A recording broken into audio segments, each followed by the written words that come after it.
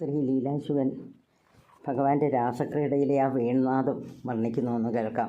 അങ്കനാ മങ്കനാ മന്ദരാ മാധവോ മാധവം മാധവം ചാന്തരേണങ്കന യുദ്ധമാകൽപ്പിതേ മണ്ഡലേ മധ്യഗ സഞ്ജഗോ വേണുനാ ദേവകീ നന്ദന അങ്കന മങ്കന മന്ദര മാധവോ എന്ന് വെച്ചാൽ എന്നാ, അങ്കന ഒരങ്കന ഇവിടെ, പിന്നെ വേറൊരങ്കന, ഇവരുടെ മധ്യത്തിൽ ഒരു മാധവൻ, പിന്നെയോ മാധവം മാധവം ചാന്തരേണങ്കന രണ്ട് ഗോപികളുടെ മധ്യത്തിൽ ഒരു മാധവൻ. അപ്പോഴോ യുദ്ധമാകൽപ്പിതേ മണ്ഡലേ മധ്യക, ഇങ്ങനെ നിന്നിട്ട്, അതായത് എന്ന് വെച്ചാൽ ഇടകലർന്ന ഓരോ ഗോപിയും ഓരോ കൃഷ്ണനും നിൽക്കുകയാണ്. നടുക്ക് യുദ്ധമാകൽപ്പിതേ മണ്ഡലേ മധ്യക സഞ്ജഗോ വേണുനാ ദേവകീ നന്ദന. ദേവകീ നന്ദൻ എന്നാ ചെയ്യണേ? മധ്യത്തിൽ നിന്നിട്ട് അങ്ങനെ ഓടക്കുഴൽ ഊതിക്കൊണ്ട് വേണുനാഥം പൊഴിച്ചുകൊണ്ട് നിൽക്കുകയാണ്.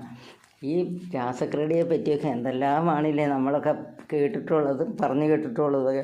ഒന്ന് ആലോചിച്ച് നോക്കി, ഭഗവാന്റെ സ്ഥാനം എവിടെയാണ്? മധ്യത്തിൽ, ഇങ്ങനെ വട്ടത്തിൽ എല്ലാവരും കൂടെ നിൽക്കുന്നു, അതിൻ്റെ മധ്യത്തിൽ കൃഷ്ണൻ. ദേവകീനന്ദൻ അവിടെയാണ് നിൽക്കണം. അപ്പം ബാക്കി മാധവന്മാരാരൊക്കെയാണ്? അത് ശ്രീകൃഷ്ണൻ്റെ മായ കൊണ്ട് ഉണ്ടാക്കിയ മാധവന്മാരാണ്. ഇതാണ് നമ്മളുടെ ശ്രീകൃഷ്ണൻ. ഇനി വേണമെങ്കിൽ നമുക്ക് പരമാത്മാവാണ് ആ മധ്യത്തിൽ നിൽക്കുന്ന, ബാക്കിയെല്ലാം ജീവാത്മാക്കളാണ് എന്ന് പറയാം. എന്ത് മനോഹരമായ ഭാവന!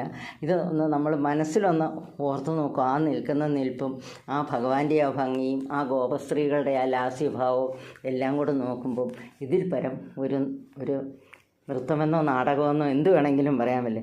എന്ത് ഭംഗിയായിട്ടാണ് ഈ നമ്മുടെ ലീലാശുകൻ ശ്രീകൃഷ്ണ കർണാമൃതത്തിൽ അവതരിപ്പിച്ചു. ഇതുപോലെയുള്ള എന്തുമാത്രം ശ്ലോകങ്ങളാണ് ഇതിലുള്ളതെന്ന് ചോദിച്ചു കഴിഞ്ഞാൽ, ഇതൊക്കെ ഒന്ന് വായിച്ചു കഴിഞ്ഞാൽ മാത്രമേ നമുക്ക് ശരിക്കും പറഞ്ഞു കഴിഞ്ഞാൽ എന്താ പറയുക, ഭഗവാനെ അങ്ങോട്ട് നെഞ്ചോട് ചേർക്കാൻ എപ്പോഴും തോന്നും നമുക്ക്.